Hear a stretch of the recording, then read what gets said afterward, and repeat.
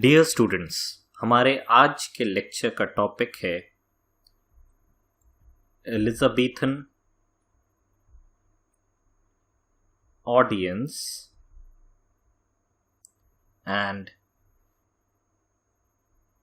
Shakespeare's place. तो ये दोनों ही सेपरेट टॉपिक्स हैं। सबसे पहले हम एलिजाबेथन ऑडियंस के बारे में डिस्कस करेंगे, क्योंकि जो लास्ट क्लास में हमने देखा था, जो क्रिस्टोफर मार्लो के प्ले हैं, कहीं ना कहीं जो स्टेज पे एक वायलेंस दर्शाया जाता है या एक पब्लिक थिएटर में जाने वाले जो लोग हैं, पॉपुलर मासेस हैं, उनका जो टेस्ट है वो कैसे डिफरेंट है जो प्राइवेट थिएटर्स हैं या जो कोर्ट थिएटर है। सबसे पहली चीज हम देखेंगे, जब मार्लो के प्ले की बात आती है, क्रिस्टोफर मार्लो के place, the audience were spellbound when Marlowe's plays were staged, especially when Dr. Faustus was performed by the Lord Admiral's men at the Rose Theatre। अब क्यों स्पेलबाउंड हुए थे? रोज theatre was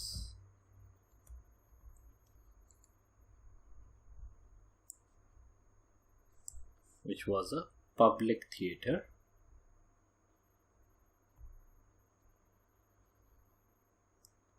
These public theatre, like Shakespeare's famous Globe Theatre,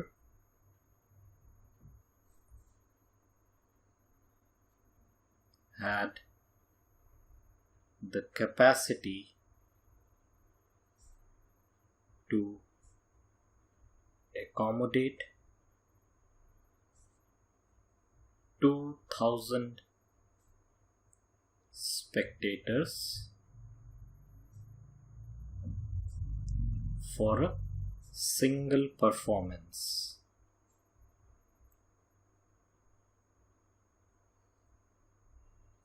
हम देख सकते हैं कि सबसे पहली चीज कि डॉक्टर फॉस्टस जो है, या ये जो प्ले है, डॉक्टर फॉस्टस का कैरेक्टर और ये कंप्लीट प्ले जो है, इसमें जिस तरीके के सीन्स हैं, जिस तरीके का इसका एक प्रोडक्शन है, या जो एक स्टोरी लाइन है पूरे ड्रामा का, उसमें हम देखते हैं कि वो लोगों को काफ़ी अपील करता है। जहाँ पे डेविल जो है आता है,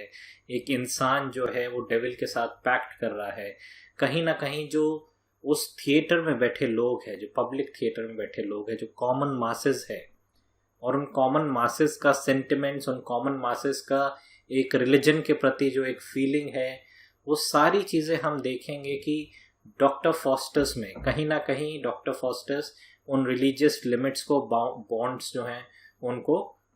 ट्रांसग्रेस करता है। तो लोगों के लिए ये एक स्पेल बाउंडिंग हम कह सकते हैं एक्सपीरियंस बन जाता है। सेकेंडली कि जितने भी स्पेक्टेटर्स हैं वहाँ पे, और हम देखेंगे कि जो पब्लिक थिएटर है, खास तौर पे जैसे ग्लोब थिएटर था या रोज थिएटर था, इसमें एक सिंगल परफॉर्मेंस में 2,000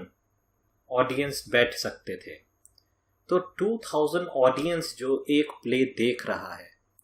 और उसका इम्पैक्ट हम देख सकते हैं कि एक प्ले का इम्पैक्ट कितने सारे लोगों पे पड़ता है। और इतने सारे लोग जब अटेंड करने आते हैं पर परफॉर्मेंसेस देखने आते हैं, तो कहीं ना कहीं जो उन 2000 जो लोग वहाँ बैठ रहे हैं, उनका जो एक टेस्ट है, उनका जो लाइफ है, वो जिस परफॉर्मेंस या जिस ड्रामा से रिलेट कर सकते हैं, जिस स्टोरी लाइन से वो रिलेट कर सकते हैं, वैसा ही एक थीम बेस्ड स्टोरीज या ड्रामास जो है बिल्ड किए जाते थे, कंपोज किए जाते थे और उन्हें प्रोड्यूस किया जाता था। तो टेस्ट के हिसाब से हम देख सकते हैं कि जो प्लेज क्रिस्टोफर मार्लो जैसे यूनिवर्सिटी विट जो है, वो सारी चीज़ें उसमें उस समय का जो एक फिलोसॉफिकल थॉट है, जो उस समय का जो एक आइडियोलॉजिकल हम कह सकते हैं मूड है, उसको अपने प्लेस में रिफ्लेक्ट करते हैं और बहुत सारे लोग उससे इफेक्टेड होते हैं। दूसरा बात, जब हम वायलेंस का बात करते हैं स्टेज पे, तो उसका रिलेशन हम देख सकते हैं। During this period most English towns had stocks and whipping posts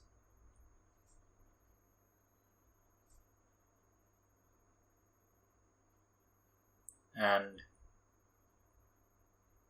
most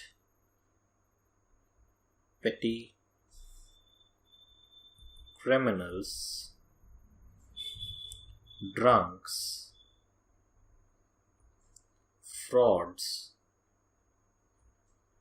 adulterers, women accused of being scolds were punished publicly.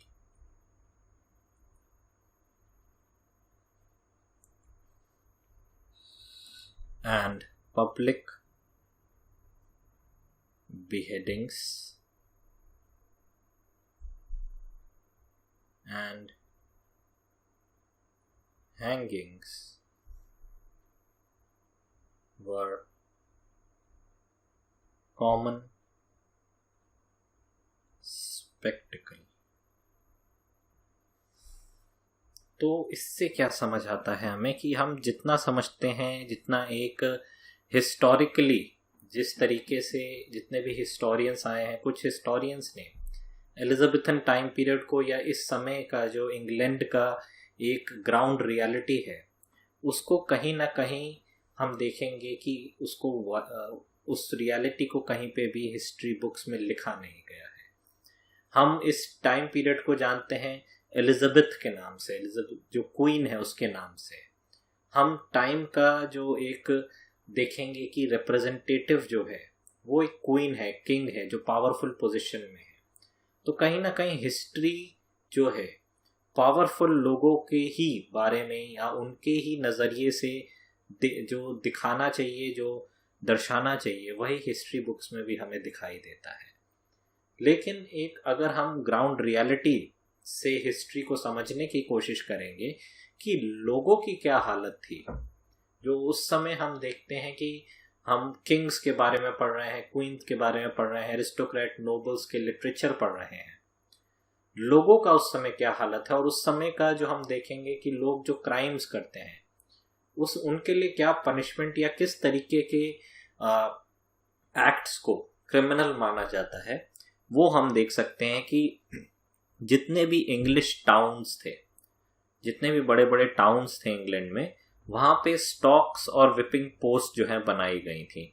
और ये विपिंग पोस्ट हम देख सकते हैं यूज होती थी जो छोटे मोटे पेटी क्रिमिनल्स होते हैं, किसी ने खाना चुरा लिया, किसी ने कुछ चुरा के वो चला गया, ब्लैंकेट चुरा लिया, इस तरीके के जो क्राइम्स होते हैं, उन क्राइम्स को पब्लिकली जो है उन क्रिमिनल्स को पब्लिकली पनिश किया जाता था। विपिंग पोस्ट से बांध के उनको विप किया जाता था पब्लिकली, या कोई